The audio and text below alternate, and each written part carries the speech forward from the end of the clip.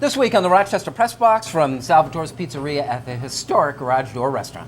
Hi, I'm Mike Murray, and I'm going to tell you why Chris Colabello belongs in the bigs and is out to have a monster year. And I'm John DiTullio. I'll tell you why the Masters just wasn't the same this week. In fact, you could say it was boring. Yeah, I'm Mike Catalana. I'm going to tell you why I feel a lot better about the Bills staying in Western New York. And I'm Bill Pucko. The Bills traveling the low road this time. Join us in the Rochester Press Box this week. The Rochester Press Box is brought to you by Salvatore's at the Garage Door, Rochester's choice winner for Best Pizzeria, featuring Wacky Wing Wednesday and the Super Slice. It's as big as your head. The games are always on at the Garage Door, home to the Rochester Press Box.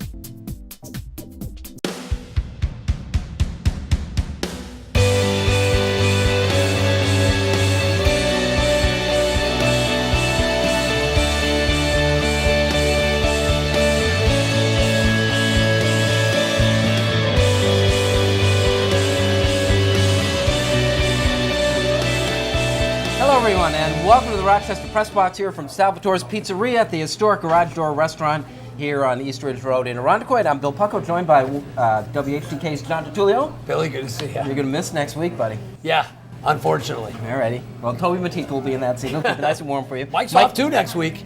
Oh, no. I'll be back. Oh, that's right. I'll be back in time for the show. Let's start telling stories. 13 WHAM News and Fox Rochester Sports Director. Yep. And it's our pleasure to welcome in Mike Murray, the Athletic Director at Churchville-Chili High School. Thanks for joining us. It's great to be here. Thanks for having me. Let me ask you first, did you wake up a little nervous the day that the Northwestern athletes decided or wound up they were approved to legalize a union? Does this have any repercussions looking down the road towards the high school? I think for sure it will, and I did wake up that day saying, oh boy, I never thought that would happen, for one. You know, to me the key is student athletes, student first, and if you're wanting to get extra compensation or extra revenue from the t-shirt sales or ticket sales, that's at the professional ranks. But what trickles down from the pros to the college does come down to the high schools as well. And there's already some hot topics with public versus private at the high schools, how private schools, should they compete? Are they at the same level as a public school when it comes to the sectional championships? So there's absolutely going to be some trickle-down effect in the high schools. What's worst case scenario? I mean, do we take the two highest profile, or Bishop Kearney basketball and Aquinas football? Will we someday see these schools paying their players? Well, I think some of them already do offer some scholarships and some financial assistance to attend the schools. But I think it could open up the door for more and more, for sure. Does this scare you? No, I just figure, listen, you know how I feel about the NCAA, which I think should go away anyway. But yeah, this changes the landscape. It doesn't change. It doesn't scare me. I don't know how it's going to work feasibly. I mean, football is the only sport at the collegiate level that actually generates any kind of revenue. Then you run into the Title IX aspect. If you're paying the Northwestern football players, then you got to be paying everybody across the board. I just don't think we're going to get to that point. Maybe increase the stipend for players for the semester, but as far as I'm concerned, I don't think it's going to radically change the landscape. If it does, it's going to be a long time down the road. I think we took this stuff literally. If you look 10 years down the road, Yeah. Mike, what do you see? Well, I think it's going to change. It's going to have to change. And I think John's right about football. I think football in the NCAA is almost a separate case. And I can see the point where there will be no NCAA control of football. It'll be its own entity. I think it's that big now, top Division I college football, and I think there'll be a way that they break away from the NCAA. I think that's going to happen down the line. But the other thing I look at, when I see this money, and it's, even when you're watching the basketball game and they take the shot of the Jerry Dome and there's 75,000 people there paying a fortune, obviously we know what the TV money is, I keep thinking to myself, yeah, more maybe should be done for athletes, you know, who can't take a job while they're at work and can't fly their families in and all that. But how about these universities use some of that money for the rest of the student population? I keep hearing about this money back to the players and the athletes who are help bringing it in. But at the same time, cost for tuition for the regular paying students and families at schools is absurd at the moment. Where's that money going to? It shouldn't line the pockets of the people in the NCAA or at the schools. Maybe some of it needs to come back to the regular population. Well, they do manage to keep the minor sports afloat. I mean, there's some of that. Absolutely. And if that goes away, what happens to the college baseball player? It will be so easy for them to dismiss these others. Look what they've done already. They make the excuse, I think, to some cases of Title IX, but it's a revenue generating sport that they're able to cut because they don't want to pay money for a sport that's not bringing in money. I don't think they have I don't know if they have public support with this. I hear Shabazz Napier talking about I don't have enough money to get a pizza or something. Really? You're at UConn. They don't have a meal plan for you. I mean, don't cry. You can't go out and get a sandwich or something like that. The public's not going to empathize or sympathize with Division I pampered athletes on they don't have enough spending money in their pocket. You're not going to get the support of the mass, I believe. Yeah, Mike, last word on this. When it came down, was it a good or a bad thing? I think it's bad. I don't like it at all. Especially, like John said, I read somewhere where the difference sometimes is only about $3,000. So if tuition's $50,000 and you have to come up with $3,000, I don't see that as a huge deal. There's plenty of people paying a heck of a lot more. All right, overhauling baseball when we return.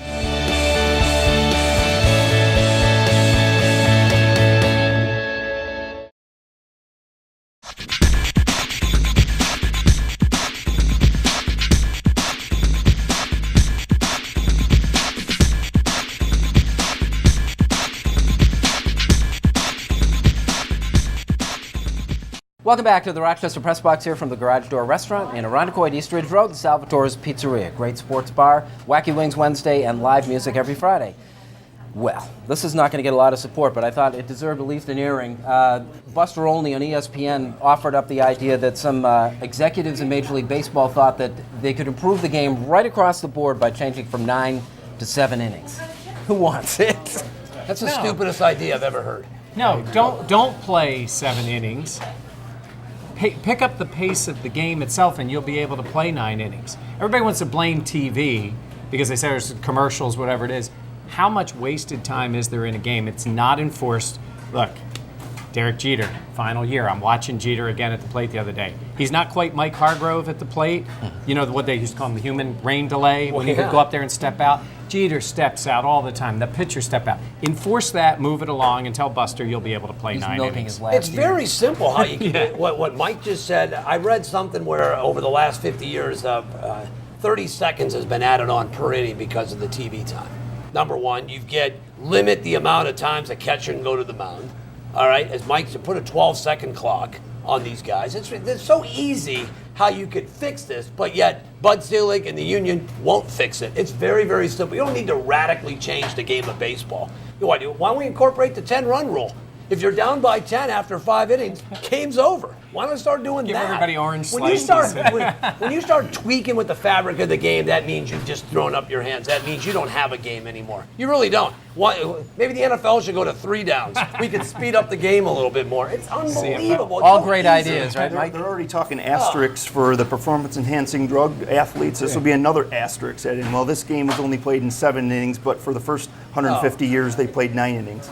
They could speed up the game by having less pitching changes. There's a million pitching changes between the 7th and the 9th innings now that didn't used to take place years ago. Really? I never thought of that about, like soccer does it. They have substitution limits. But you know what else, too, is you can enforce those rules, and we could get into the whole thing of the time of the game, but let's be honest. If it's the 8th, the 9th inning, I don't want the umpire enforcing that in terms of the speed of that, because we know this is the moment of the game, and it kind of almost adds to the drama, but that's not Major League Baseball. It's the 2nd inning of a game on May the 4th in Pittsburgh, and the guy is stepping out of the box 6 times. They need to push that and push that along. It's the actual play of the game. The pitching changes, all those things would help, but those, even the trips to the mound, it's every at-bat, for the most part, that slows the game down. 50 years ago, the average game was 2.5 hours, 2 hours and 25 minutes. It's not about an hour longer than that. It's approaching 45 to 50 minutes longer for a variety of reasons. But are we attempting to tackle a problem, maybe, Mike, that doesn't exist? I think so. I mean, I truly think if you want to shorten the game to 7 innings, you're not a true baseball fan. Baseball's meant to be a sport without a clock.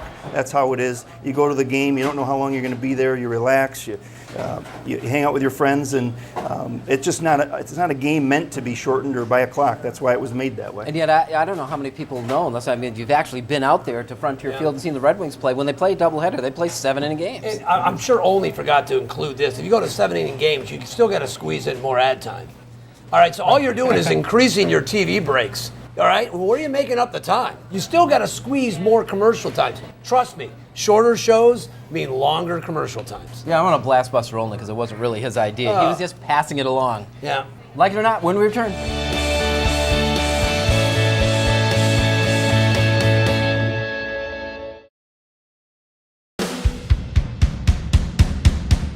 Welcome back to the Rochester Press Box here from Salvatore's Pizzeria at the Garage Door Restaurant. Bill with John, Mike, and Mike.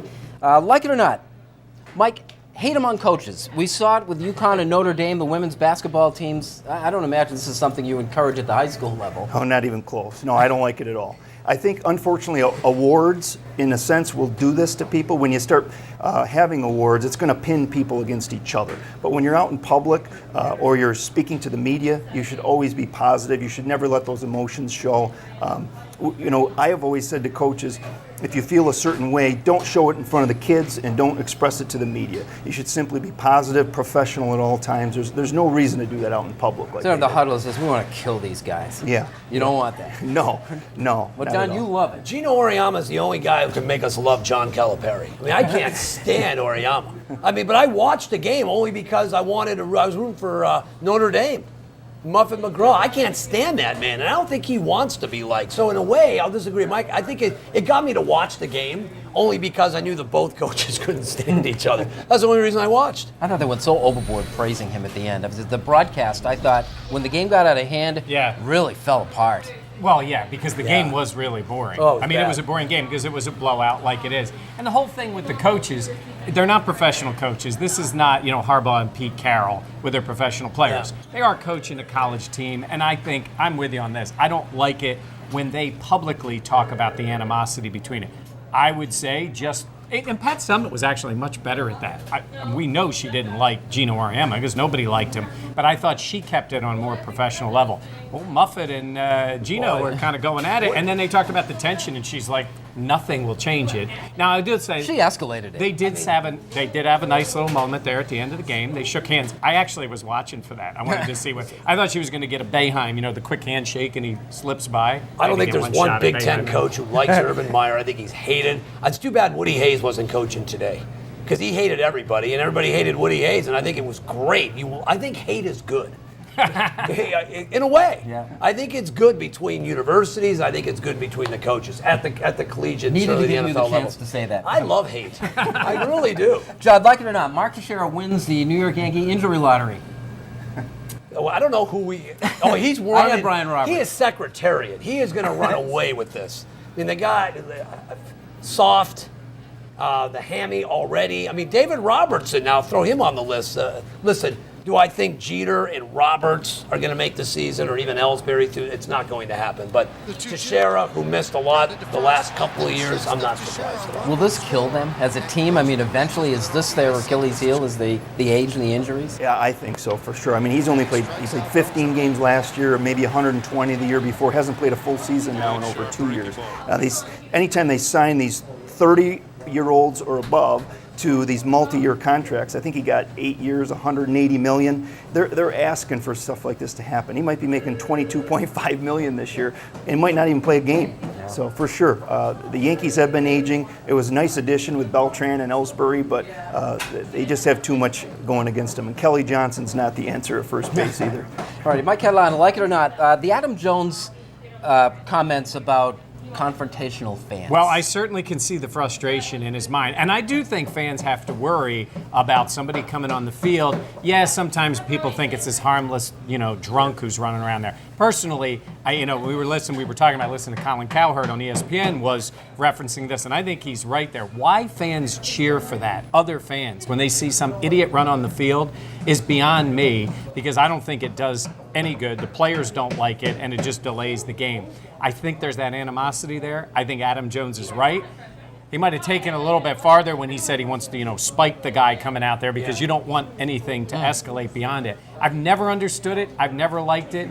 And don't do that in Philly because you're going to get tased, bro. And that's what happened to the guy who ran out on the field in Philly. Has it gotten worse, do you think, guys? Well, I don't think they allow it anymore. Yeah, you get in pockets. I love the tasering, by the way. I am in favor of that. This isn't like Carlton Fisk or Chris Chambliss with walk-off homers where the crowd comes onto the field. These are drunken, young knuckleheads who I wouldn't mind seeing tasered or punched out. I think Adam Jones should be allowed to lay somebody out. If a guy runs out on the field you're allowed to lay one on him. What do you think? Hate going again. I doesn't he? hate it. In all the games we've been to, and let's face it, we've all consumed alcohol back here. I never even crossed my mind to run out onto the field. Total alcohol driven. I mean, Coward, It again, is. getting back to him, I thought he had a great quote. He says, at any given game, there's 20 fans one beer away from doing that.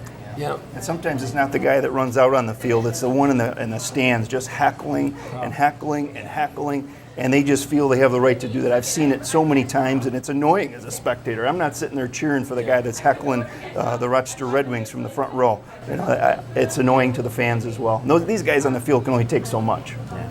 Unfinished business when we return.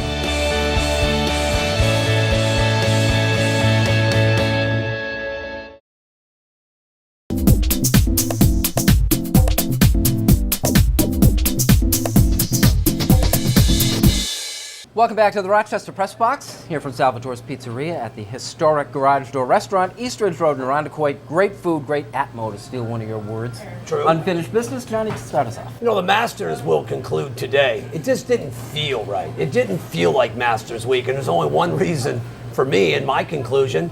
The man, Tiger Woods, did not play. This is depressing for me because back in the 70s and 80s growing up, I rooted for Jack Nicklaus. And when Nicklaus faded in the late 80s and in the early 90s, I watched the majors, but I didn't watch with that same, I guess, zest, for a lack of a better word. I watched. It's golf. It's the Masters. It's major championships. But if Tiger had played, I'd have been glued to the set from Thursday until later tonight, regardless of how he was playing. We're starting to get a taste and feel of what golf is going to be like without the best golfer in the world. I'm resigned to the fact that medically, he's a mess. Ever since his wife, we know what happened back in 2009. His career has never been the same, and it may never be the same. He's 38 years old. He needs 4 majors to catch Jack Nicklaus, 5 to win. For Phil Mickelson, that's been his entire career, 5 major championships. So it was a depressing week. It's going to be a depressing year if Tiger Woods continues to miss major championships. Yeah, it just didn't feel like Masters Week. I can't. I'll watch. I mean, I have to watch, but I need the man on the golf course. I'm sorry. He's Michael Jordan. He's LeBron James. He's Muhammad Ali. He's must-see TV. Yeah. Mike Murray. I'd like to talk about a guy who I think has had some unfinished business for quite some time. Former Rochester Red Wing and current Minnesota Twins player Chris Colabello. He's finally starting to reap the benefits of his hard work. Here's a guy who went undrafted out of college. He spent 7 years in the independent league before the Twins finally took a chance on him when he was 28 years old, signed him to a minor league deal. He quickly moved up the ranks from AA to AAA, where last year he had a huge year here with the Red Wings, ended up being the International League Most Valuable Player and Rookie of the Year all in the same year. So when he went to camp this year, he still had a lot of unfinished business to prove. And I actually was at Twins camp for a few days. He reported 4 or 5 days early. He was in the hitting cage every day with Tom Brunansky, the Twins hitting coach, and also current Wings hitting coach Tim Doherty. You could tell he was on his game, he was serious, and he was ready to go. So what happened? He was rewarded with his first opening day roster spot in the history of his career at age 30. And in the very first year of the season, he opened up in a huge way. He's got 11 RBIs, leading the American League. He's got a 7-game hitting streak, and just won the Co-Player of the Week award with Josh Hamilton. So I hope he's a great guy. I hope he has a huge season and completes some of this unfinished business that he's had for a while. Good luck, Chris. Johnny calls him Roy Hobbs. A good comparison. Out of nowhere, Stepping right? Never heard of the kid. Never heard of him. A year ago right now, you never heard of him. Oh, I'm going to get to talking about the Buffalo Bills. Something came out this week. It's an article in the Buffalo News that really kind of detailed the whole ownership situation. And I've obviously followed it a long time, but that article made me feel a little bit better about their future in Western New York. And it set up what Ralph Wilson really did for the next owner and the people of Western New York. He gave them an opportunity to try to keep this team here. Names came up of people who are Western New York natives, like the Jacobs family, who might very well be interested in buying this team, and I think it's going to happen quickly. But the other thing it did, this lease, which keeps them here through 2019 no matter what, really puts other teams in the forefront that could possibly move, like the Raiders and the Chargers and the Rams. It protects the Bills in Western New York and gives the next owner every opportunity to keep the team here. I felt a little bit better about it for their long-term future, but it's going to be up to the next owner once they take place. Bills' immediate future is looking a little better, too. You might remember 4 years ago, the Bills traded Marshawn Lynch They got a 4th and a 6th round draft pick. Lynch had become a problem for the Buffalo Bills. There was that nasty little hit and run incident in Buffalo, and he had been suspended by the league on a weapons charge. The Bills decided they'd had enough of that, and it was a universally praised trade. It's a problem we don't need. Last week, the Bills trade for Mike Williams. It was a similar history, except for another team. Tampa had gotten a little tired of this guy. There was a domestic problem in his neighborhood that had gotten so bad that his neighbors had sued him. There was a kitchen fire, and his brother stabbed him in the leg. At that point, the Tampa Bay Buccaneers said that we've had enough. The Bills picked him up. Now, how good is Mike Williams going to be? Well, Doug Marrone had him in college.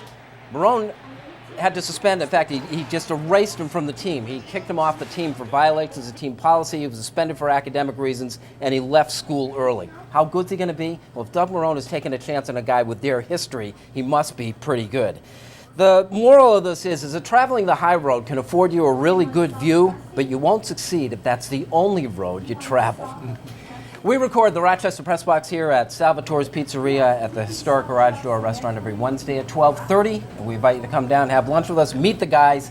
Great job as always. John, thank you very Billy, much. great We'll see you seeing you. next week. Mike? Good to be here. Mike? Lots of fun. Thank you. Good work. Thanks for having me. Thank you for joining us. We'll see you next week.